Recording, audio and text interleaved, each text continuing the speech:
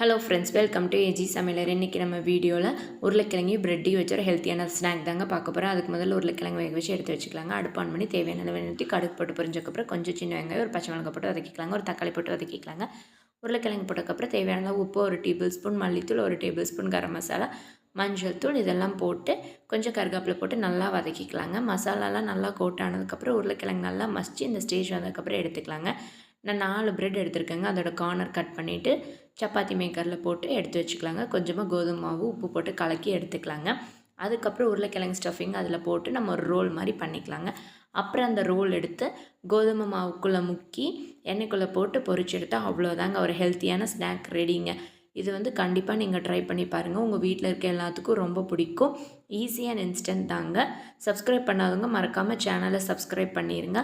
வீடியோவை லைக் பண்ணுங்கள், ஷேர் பண்ணுங்கள், கமெண்ட் பண்ணுங்கள். தேங்க்யூ ஃபார் வாட்சிங்.